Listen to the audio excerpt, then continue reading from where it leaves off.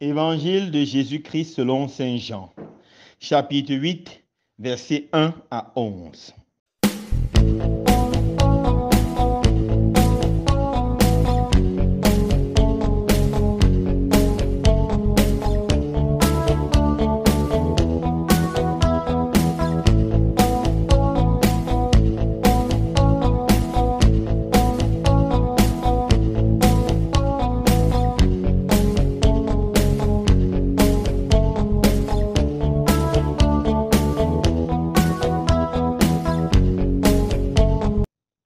En ce temps-là, Jésus s'en alla au mont des Oliviers. Dès l'aurore, il retourna au temple. Comme tout le peuple venait à lui, il s'assit et se mit à enseigner. Les scribes et les pharisiens lui amènent une femme qu'on avait surprise en situation d'adultère. Ils la mettent au milieu et disent à Jésus, Maître, cette femme a été surprise en flagrant délit d'adultère. Or, dans la loi, Moïse nous a ordonné de lapider ces femmes-là. Et toi, que dis-tu? Il parlait ainsi pour le mettre à l'épreuve, afin de pouvoir l'accuser. Mais Jésus s'était baissé et, du doigt, il écrivait sur la terre.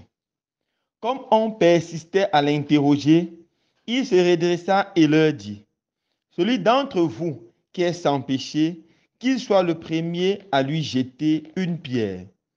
Il se baissa de nouveau et il écrivait sur la terre. Eux, après avoir entendu cela, s'en allaient un par un, en commençant par les plus âgés. Jésus resta seul avec la femme, toujours là au milieu. Il se redressa et lui demanda, Femme, où sont-ils? Personne ne t'a condamné?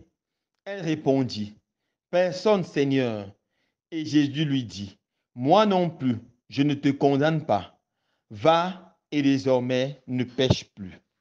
Acclamons la parole de Dieu. Louange à toi, Seigneur Jésus.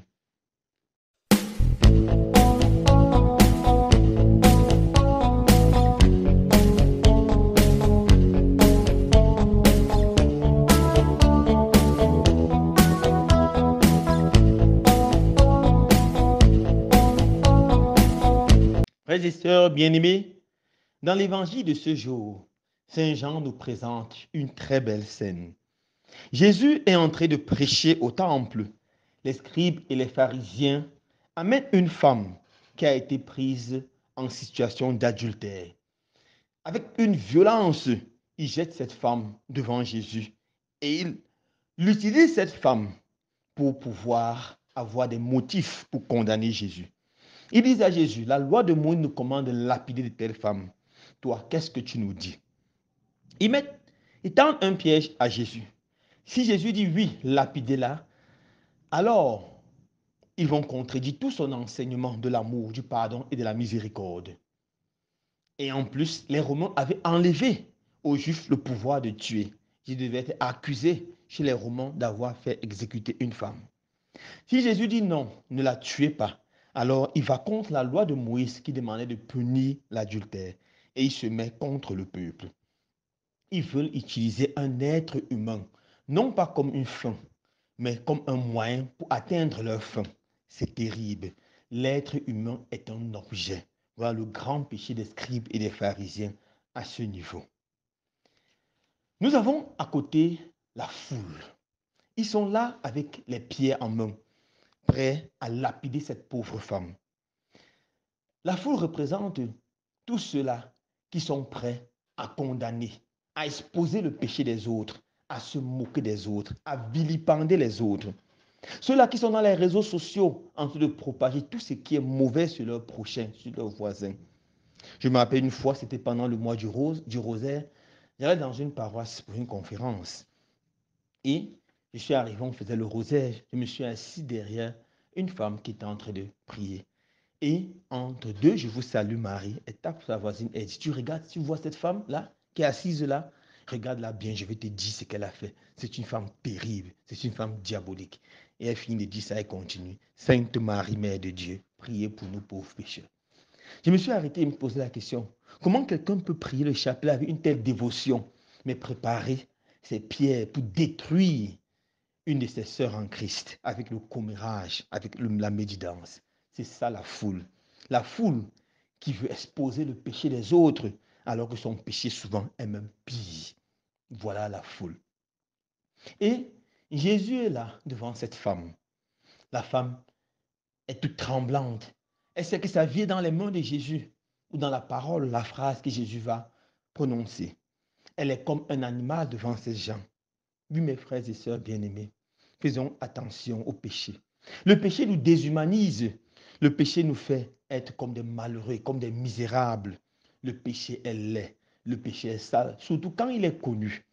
Et la parole de Dieu dit, il n'y a rien qui est secret qui ne finit par être dévoilé.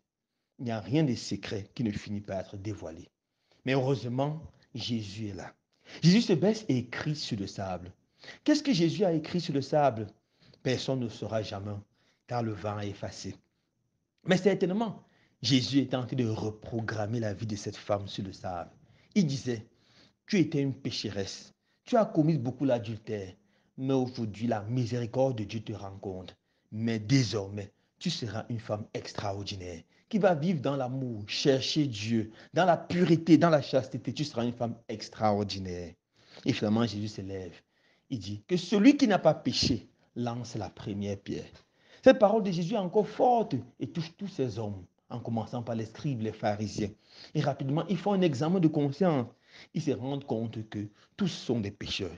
Et peut-être, soit parmi les scribes, les pharisiens, les prêtres ou la foule, il y a des gens qui ont commis l'adultère avec cette femme, ou qui ont commis des péchés pires encore que l'adultère, meurtre, avortement, destruction de l'autre.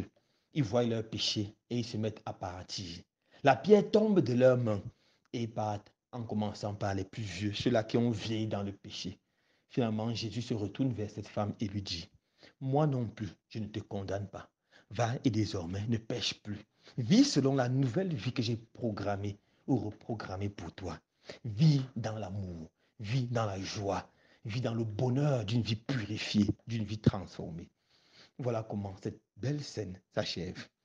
Mon frère, ma soeur, toi qui m'écoutes aujourd'hui, Jésus veut reprogrammer ta vie. Peu importe la laideur de ton péché, peu importe la situation que tu vis, Jésus croit que tu peux être une personne nouvelle. Jésus croit que tu peux sortir des ténèbres du péché et aller et vivre sans péché dans la pureté. Que Dieu nous donne la grâce de nous convertir réellement et de recommencer à le suivre avec un cœur rempli d'amour, de fuir le mal avec horreur, de nous attacher au bien. Loué soit Jésus-Christ.